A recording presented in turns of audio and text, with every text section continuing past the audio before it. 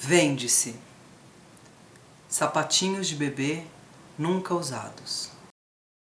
Quando dei por mim, já vi esse cárcere. Confissão. Fui me confessar ao mar. O que ele disse?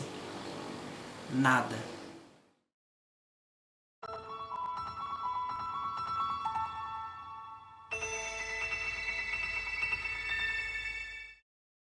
Bom, vocês ouviram 3 microcontos. O primeiro foi do Hemingway. Hemingway. O primeiro foi do Hemingway. O segundo foi do Ronaldo Caggiano. E o terceiro da Lígia Fagundes Telles. E Tati, eu vou ler mais um daqui a pouco quando a gente comentar uma coisa especificamente. Mas o que define um microconto? O que faz ser um microconto e não uma frase engraçada? Ou trágica, no caso do Hemingway. Então, a gente tem que começar pensando que um conto é um gênero narrativo. Uhum. Né? Ele não é um gênero lírico, pode até ter aproximações. O lírico é quando você tem na poesia. A poesia, por exemplo, é um gênero lírico. Né? Então existe a expressão do eu e dos sentimentos e tal. Não precisa ter a narratividade. Uhum. Né? O conto precisa ter uma narrativa. E o que é uma narrativa? Uma narrativa se define por ter personagens que fazem ações sequenciais. Eu posso até apresentá-las de uma maneira não sequencial, né? Não numa ordem cronológica, mas é necessário que haja uma sucessão de acontecimentos. Sim, acontecimentos com causa e consequência. Exatamente, que dá a ideia de tempo. Que dá a ideia de tempo, que dá a ideia de acontecimento. A ação é isso, né? Definida por isso. Aconteceu alguma coisa. Então, esse que ficam chamando aí de plot twist, né? O plot isso, é a virada, é o conflito que tem ali, é o que acontece. Esse né? é o plot, né? O plot twist é quando você dá uma virada. Twist quando dá uma torcida no virada. plot. É isso, né? Que é diferente de Deus Ex Machina. Eu já expliquei isso no vídeo. Não, Nunca? Não, Um você dia, explicou pra mim. Um dia eu explico. Um dia quem sabe, né? A gente faz um curso. Então, um conto é narrativo. Um mini conto, ou um micro conto, esses que a gente leu são micro, porque eles são de fato uma frase. Você tem que ter um conteúdo narrativo. Isso é, você tem que ter pelo menos um traço de personagem, um traço de acontecimento, né? E uma situação, e que você consegue, em poucas palavras, entender qual é a situação. Então Exatamente. Esse do Hemingway vende-se sapatinhos de bebê nunca usados. É uma tragédia. Trágica, né? Uma morte de uma criança, você entende esse acontecimento aí. Normalmente, nesse livrinho aí que você estava lendo, tinha uma definição de quantidade de caracteres. Uhum. O Twitter popularizou muito os microcontos e tem até uma antologia de microcontos do Twitter, né? Bem interessante assim.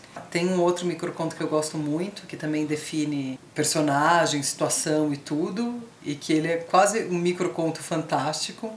Não é quase, ele é. É. E é o primeiro. E é o primeiro, que é quando acordou. É quando acordou ou quando abriu os olhos?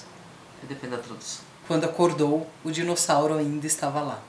Augusto Monterroso, é um cubano. É maravilhoso isso, gente. Assim. Então, tenta explicar por que é maravilhoso. Bom, porque você tem uma situação de alguém que ou estava dormindo ou estava desacordado, né? E quando começa com quando, né? Já tem uma noção de tempo. Uma ação de tempo, né?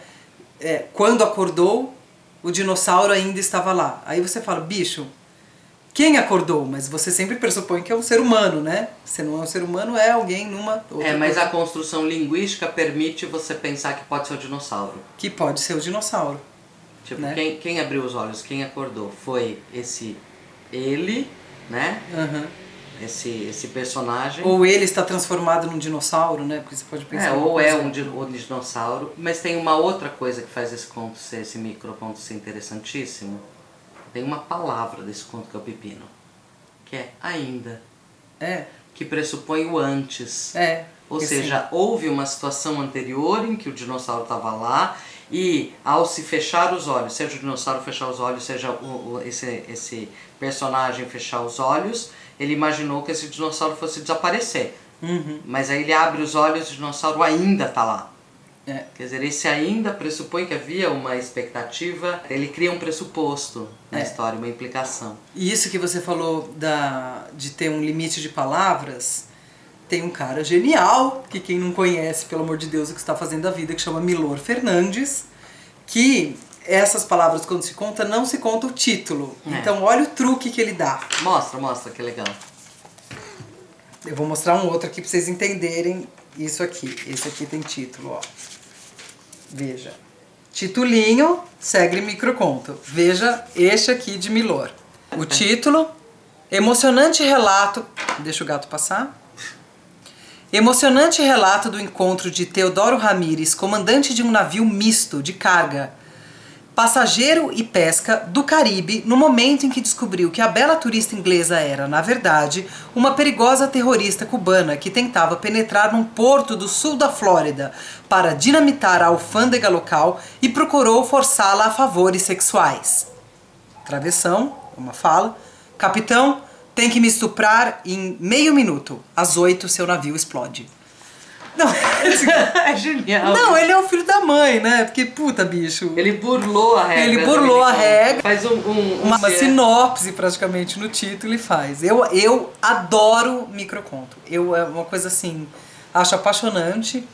Tudo que eu não gosto, desculpe Alice Ruiz, não gosto de haikais, eu amo de microconto, assim. Porque, bom, primeiro porque eu gosto de narrativa, né? E você reduzir essas narrativas todas, né? E é diferente de, por exemplo, quando você faz uma sinopse, um dos exercícios que você tem de dramaturgia, quando você vai ler ou entender qual é o conflito, é você construir uma frase com o mas, né? Antes do mais vem a situação, depois do mas vem o conflito, né? Dê exemplos disso. Romeu e Julieta. Dois jovens se apaixonam, mas suas famílias são inimigas. Tem uns que são mais difíceis. Outro dia a gente ficou horas tentando fazer o do Hamlet, né? Esse é o exercício para você entender qual que é a situação e qual que é o conflito. Não precisa ter o desenvolvimento, né? Eu entendo qual que é o conflito do Romeu e Julieta sem falar. Então ele vai lá, manda uma carta que não chega, e o veneno, e ela acorda logo depois. Não, o né? Coração, na verdade, quando você faz isso, é o coração da narrativa, né? E os microcontos, eles são o coração dessa narrativa, só que... não nessa forma dura, onde eu explicito o conflito, né? Ele brinca, ele escamoteia, ele deixa implícito. Você completa com a sua imaginação, com a sua pressuposição, com o seu horror, com a sua tristeza. Esse do Hemingway você o que completa coloca, de fato, o microconto numa categoria que eu gosto muito, e eu que não sou uma pessoa das narrativas, o que eu gosto muito dos microcontos é o fato de ser uma narrativa lacunar, de lacuna. Então, eu que sou obrigada a preencher, o que faz o microconto ficar num limite com a poesia. Né? É bem limítrofe, assim. Mas ele, como é necessariamente narrativo, ele pode ser poético, né? Mas sim, ele vai como esse da Lígia Fagundes Telles, que é poético, é irônico, tem uma ambiguidade. Lê de novo, por favor, pra gente comentar ele também. Confissão. Fui me confessar ao mar. O que ele disse? Nada. Né? Um diálogozinho pequeno, assim. É muito interessante porque tem o nada que é uma palavra ambígua. Né? O mar disse, ou o mar não disse nada, ou o mar disse nada, né? O imperativo. O que gera, isso que é o lindo, isso vai gerar dois contextos completamente diferentes e desfechos mentais completamente diferentes, porque tem uma leitura que é do desalento, da desesperança. Fui me confessar ao mar, o que ele disse? Nada. Do tipo, me respondeu, minha confissão foi à toa, né? Não tem resposta, tô sozinha, eu viajo nessa linha. Ou o mar me responde, falando, vai, se entrega, entra, tô aqui. Quer dizer, que dá dois... como ele diria também, siga, né? Vá. Vai. Tipo, uma interpretação Dory, sabe? Continue a nadar. Pronto, consegui pôr uma referência idiota. Não é idiota, Nemo não é idiota. Não, Nemo é uma lição de vida.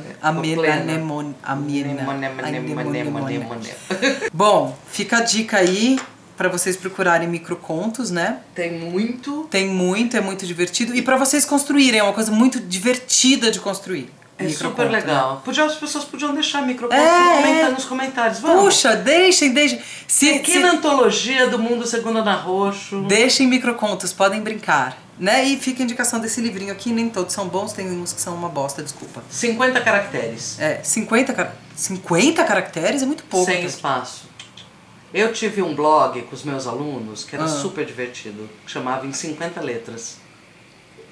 E os alunos faziam coisas incríveis. Então tá lançado o desafio 50 caracteres de microconto.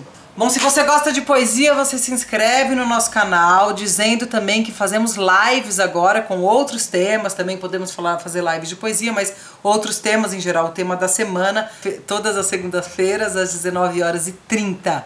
Se você gosta do nosso canal, também você pode apoiá-lo, o link está aqui. Curta, compartilha, se inscreva no canal, toda essa coisa de blogueirinha. Eu vou fazer um microconto sobre ser blogueirinha.